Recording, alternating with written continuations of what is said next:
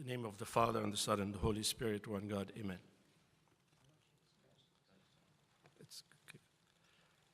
We're going to talk about spiritual perceptions. In 2016, a French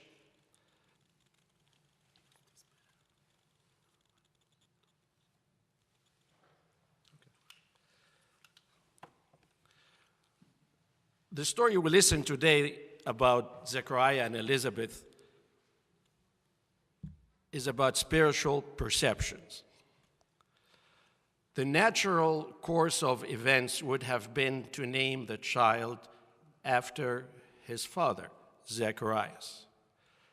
But God had planned it in a different way, and if it hadn't been for Elizabeth's persistence and perception to call him the way God had told her to, none of these events would have happened.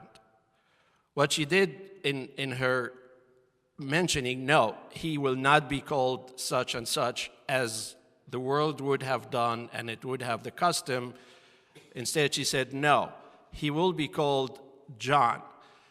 And that triggered the whole events that ended in the story that we are celebrating a week from today, or that we are discussing today. It's all about spiritual perception. In 2016, a French Tunisian-born young man went to Cairo.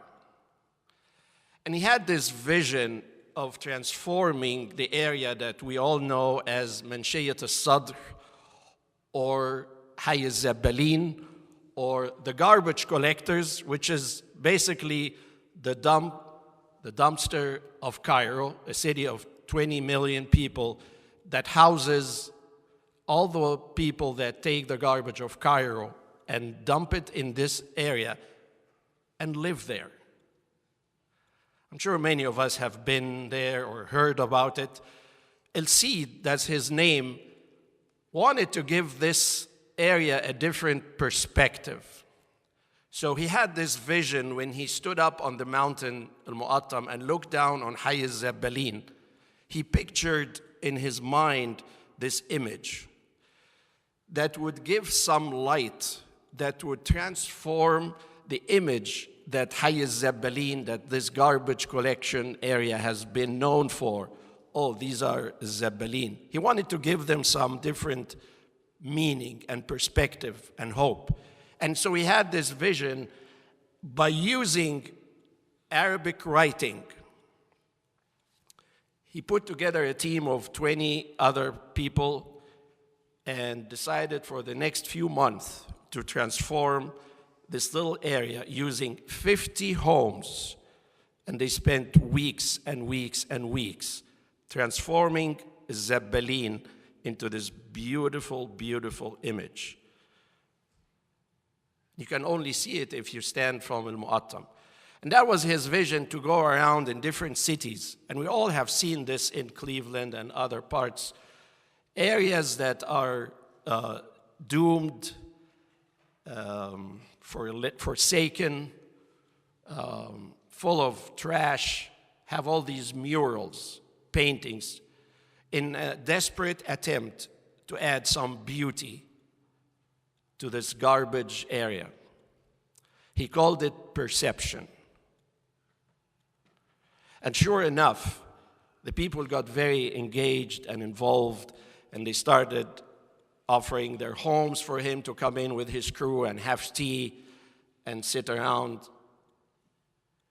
At the end of the day, what it did, it changed the image, the outside. It looked definitely beautiful. The world caught attention of this area. The structure changed. The lives did not. The outside changed. The walls. But the people didn't. They went around doing what they did. Only very few of them that caught his vision and were willing to take a step and venture into a whole different kind of environment and world.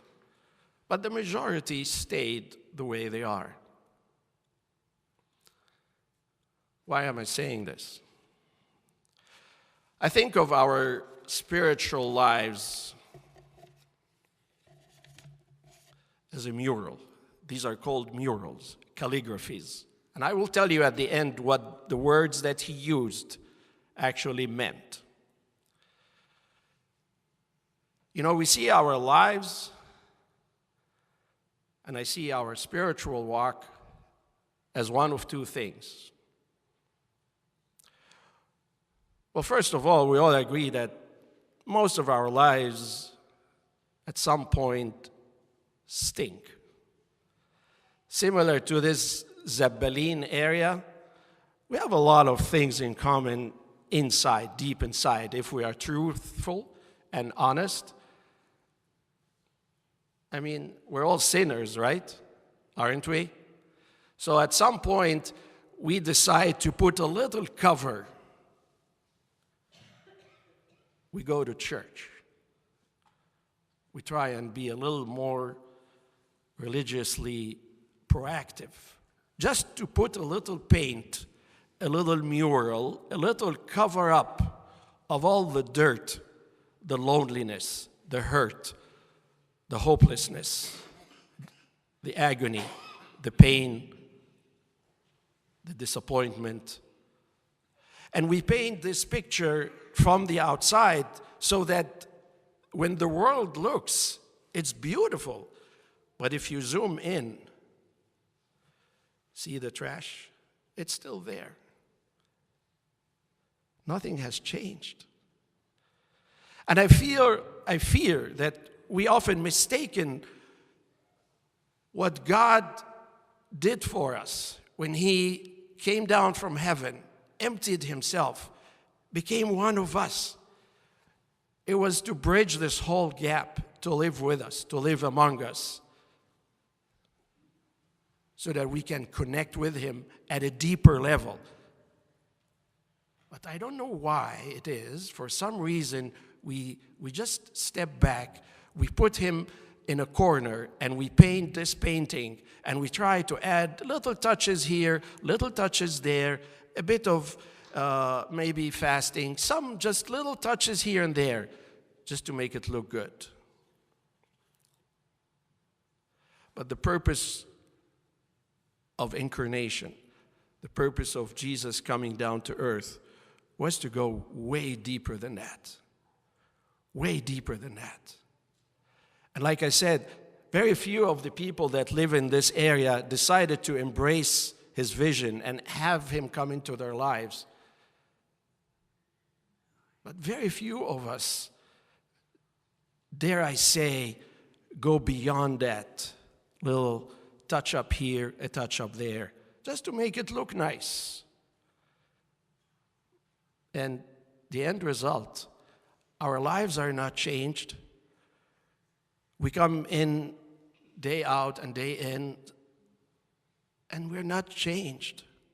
We don't understand when it says that God became man to live with us, that it includes us fellowshipping with him, asking him into our homes, opening our lives so that he may walk in and change and touch and heal. You know, it's impressive how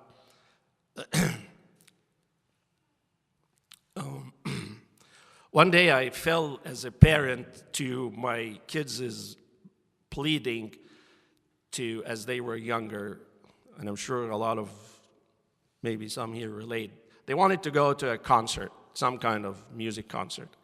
As a good dad, I was a little hesitant, reluctant, and then الزن اشتغل, and and the crying and the begging and, you don't understand who this is, and I don't. I'm, all right, whatever. So I reluctantly went. This is years ago. And I went regretfully to witness this explosion of screaming and emotional, like I don't know what. This is way back. And I know some of us still like to go to our favorite singers or songers, whether Christian or not, and parents, I don't blame you if you don't agree or don't do it. But the point is, why don't we do the same thing when we come to church? Why don't we have this outburst of expression of emotional excitement? Because we are in the presence of God. Are we not? But we basically barely drag ourselves on Sunday to come in and sit there, hopefully, in the back or just wherever, and then let this go by. I don't get this. Are you excited about God being in your life? There's only one day left in the year, and I know many of us may have plans or may not. But I know that we're going to be here in a heavenly surrounding, celebrating this new year. Are you coming? Are you planning to come? Are you excited to be part of God's movement and God's kingdom in this place? I remember growing up as a kid, we lived very close to St. Mark's Church in Heliopolis. Very close. I could walk there. And I remember as a little kid, as we got closer to the building, I could hear the loudness. I could hear the people singing and praising, and it just made my heart race. I wanted to be part of this. This was before we had screens where the letters were written. It's spelled out. It says people.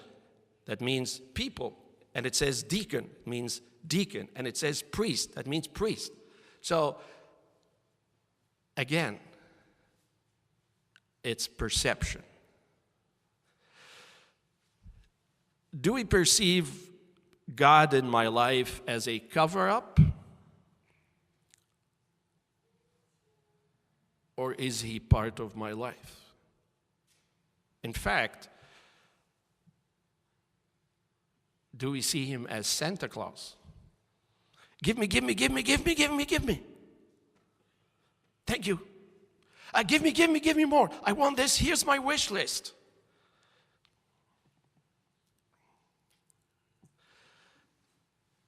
As the year is coming to an end,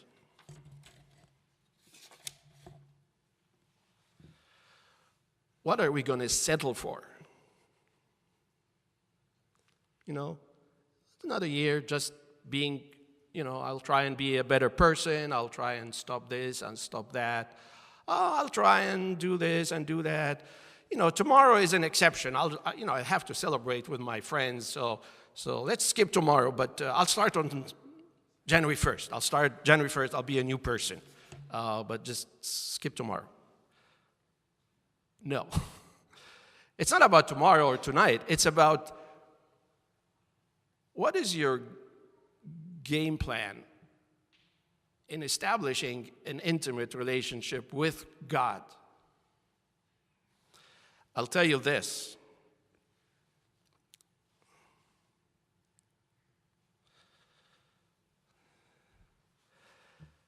The letters, I beseech you, brethren, by the mercies of God, that you present your bodies a living sacrifice, holy, acceptable to God, which is your reasonable service.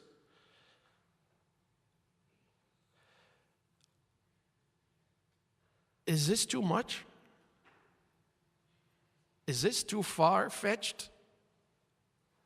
That I present my body, that I go to that extreme to gain the precious gift of the love of God in my life? Is this too much to ask? And then it goes on to say, be transformed by the renewing of your mind. Well, I'm busy. This has nothing to do with busy. This is not talking about being busy. It's about a perception. How do you perceive your walk and spiritual life? Is it just a little cover up, or does it go beyond? Does it include and involve every single part of my being? You know, this is what the words say. This guy wrote in his mural, anyone who wants to see the sunlight clearly needs to wipe his eyes first. He's not a Christian, by the way, that I am aware of, but he used these words that are put up in this picture.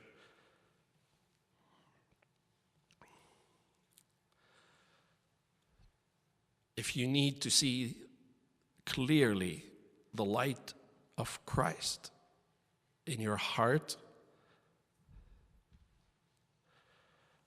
clean your glasses, clean your eyes. Come and worship expectantly. Prepare your heart when you come on Sunday, because this is a crucial time in building your relationship with God. Sit up front, sit wherever you're comfortable. But there is a value in speaking out the words that we say and that we worship. It's not there for our eyes to just wonder. It is there to be spoken out loud from our hearts. Glory, glory, glory to God. And the world outside will hear it if we say it with passion, like we mean it. A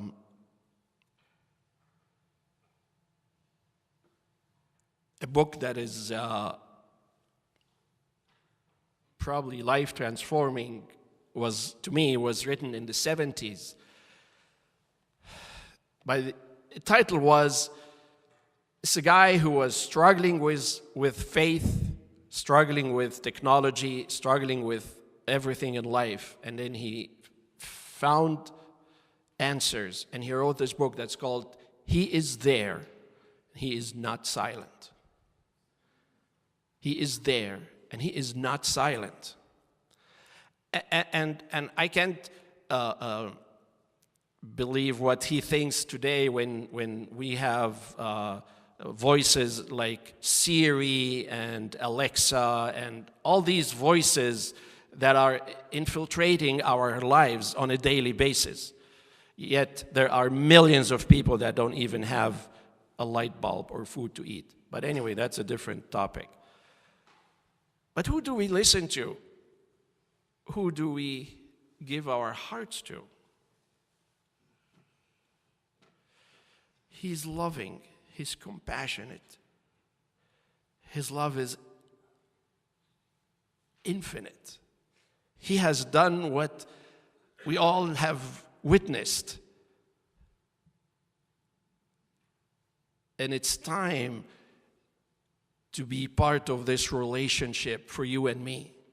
It is time to give it our best, to give Him our best, to be number one, to sacrifice at any level, to be part of God's kingdom. It's a spiritual perception. Do you like the garbage? Do you like living in the garbage? Or do you want to enjoy uniting with Christ? Let's come back tomorrow and let's end this year. Let's finish it up with a true reflection of God's goodness into our lives, God's greatness, and to Him be the glory forever and ever. Amen.